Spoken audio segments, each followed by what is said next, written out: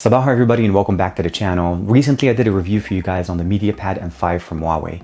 Today I'm going to do a comparison between the M5 and the M5 Pro from Huawei, specifically as to what are the benefits of the Pro and does it actually make a big difference for us to want to go up to that next level. This is TK, let's go ahead and check it out.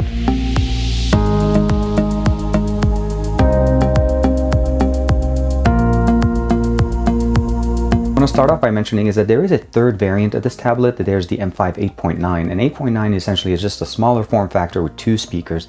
Shares some of the hardware as far as the internals, but as far as aesthetics, we're going to be comparing the standard M5 to the M5 Pro. Now, the M5 Pro only comes in champagne, where the M5 standard 10.8 comes in gray or champagne. And that's basically some of the things you want to keep in mind. Both have quad speakers, Harman Kardon tuned, a 13 megapixel sensor in the back, volume rocker and power button on the right side as this will be flipped. We have an SD card expansion slot, USB Type-C for charging, data transfer, as well as audio included with the adapter that we have. But other than that, when you're looking at both of them realistically, they pretty much look the same. Although the champagne obviously is a much lighter color. The other thing is that the Pro does come with the M Pen, which is only uniquely paired to this tablet, and you cannot transfer this over to the standard M5. Both of them are supporting a 10.8 2K IPS panel that's capable of giving us really good colors, good visibility outdoors, a front-facing fingerprint sensor, an 8 megapixel front-facing sensor that's capable of giving us up to 1080p video, and it is rated at f2.2, similar to the one we have on the 13 megapixel sensor in the back, capable of doing 4K. Again, both displays look very, very nice. Touch sensitivity is super good. We do have an app drawer by default, and we also have navigation gestures.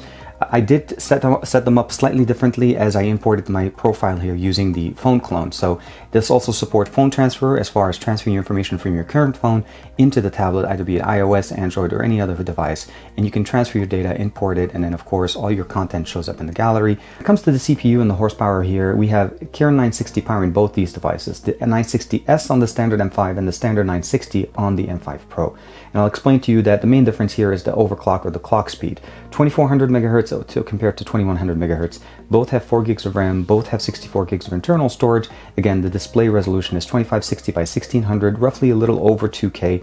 March 1st security update, and again, running the latest version of the software. The different clock speeds do translate over into the actual performance. So overall, when we run Geekbench, you'll notice the 1639 to the 1897, a definite boost going from 2100 megahertz, which is what we have here, clocked in at the 4 cores with the Kirin 960S, to the 2.4, roughly 2.4 here on the 960. Again, same thing with the multi-score. We have 6443 compared to the 5482. Daily use though, I'm going to say that really doesn't matter as much. It's really when you're playing games, memory intensive and system intensive, like CPU intensive processes, that you're going to notice maybe a little bit faster load time here. But really comparing the two, you're getting a really good experience either way. Both support a 7500 milliamp battery and both support quick charging, although 2.9 hours from 0 to 100%, 1.9 hours here on the M5. So definitely faster charging as opposed to the M5 Pro. And the last thing, of course, we want to talk about is the M Pen. This is the Huawei M Pen that comes with the Pro and does not come with the regular one. There is also a dock or keyboard dock that you're able to purchase for either one of these tablets. They don't come in the box. Now, they call this the M Pen. There's 2 shortcut buttons that we have here that you're able to trigger certain actions. I'll share that with you guys. The tip is non-replaceable. There at least is no additional tips in here. The actual clip here is a little bit different, so twisting it to the right gives you access to the USB-C port, which you'll be able to charge this pen. It does not charge directly from the tablet. You can actually just charge it directly with the brick, and it pretty much works pretty well. It has a good long battery life on it. So the M Pen will only work with the M5 Pro. It doesn't have any responsiveness, any options here, so this still works normally with your fingers, but if you're using the M Pen, this will not work. And it is connected directly, even pre-paired with the device. It's not connected via Bluetooth, so I was wondering if there was something I can actually repair it. But the functionality and everything else works great. Just undock or open this up, charge it up, get it done, close it, and you're ready to go. As far as functionality, there's some additional tricks that you can do with this that you can't do on the standard M5. Now, as I mentioned to you guys, this works pretty much the same as touch sensitivity. You can open up, close, 2 different things. If you want to be able to use remember on the most Huawei phones, you can actually do the knock and take the actual screenshot. So knock doesn't work here. So we don't have knuckle gestures. We do have, if we press the bottom button and then do a circle, we have the screen capturing. I can actually do a couple. I like to call these the inception ones. We'll do it one more time. Here we go. So you can actually kind of play on a little bit, but essentially you can do screen capturing, selective screen capturing, and then edit that and share. You do have the ability of also pressing on it once and it brings up a little shortcut menu. There's Nebo for Huawei as well as My Script Calculator built in. And I really like this one because this one is pretty much like the best calculator you can ever ask. So obviously, you know, 1 + 1 = and it'll basically translate that and give me the answer. But it also kind of works like, let's say I want to do 500 minus 100 equal, and it will actually run the formula for me. Now I read this as 1 times 500, and it gives me the answer. And if you really want to challenge it, just say what is pi, and it'll actually give you, 3.141, and it kind of goes on and on and on. Very nice, very functional little tab. There is of course drawing options that you can use. Going back to the actual writing, you actually can see the sensitivity within the actual pen. So we'll go ahead and put this away. So you notice right there I can do a very, very thin line. I can also do a very thick line, and you can just basically make it very different, and it has different levels of sensitivity. It is also compatible with other drawing tools, although none of them were installed. The other one is Nebo for Huawei. This one is more of note-taking and editing, and it has some nice little gestures. They give us some templates. You do have the ability of logging in and saving more additional stuff. I didn't have to do that here. But again, you can go in there, select the text that you want, and you can start typing, say just here. And if you don't like it,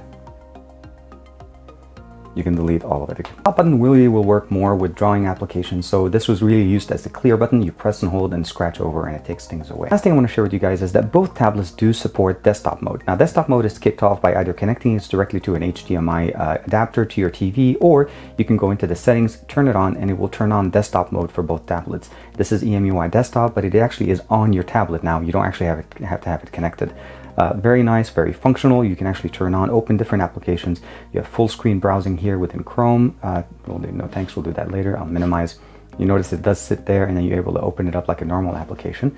You have shortcuts to be able to turn on local notifications that will come up here. Of course, closing all of them, brightness level, time, you'll be able to actually turn it on, open up the calendar. We'll go ahead and close that one. As well as turning on-screen keyboard if you'd like to turn it on as opposed to the handwriting. Volume rocker, Wi-Fi, all of that stuff looks really nice. We do have Huawei Share, which enables us to actually share our display or images from our display to, let's say, smart TVs or capable or connected TVs. And of course, we have the Recents tab, which enables us to open up home and back button. And then you are able to access some of the applications that are installed on your device. So you notice right there, I have Duo, eBay, DRM Info, and it opens them up in this format. I'll go ahead and minimize this right here. And what we have here is some applications show up, not all of them. So Happy Chick does show up, HD Widgets show up, Nova does show up, most Need for Speed does show up as well. We have Pocket Casts as well as PUBG does actually show up in here. This is the mobile version, YouTube Studio, YouTube Video, and then Geekbench. Sound quality on this is amazing.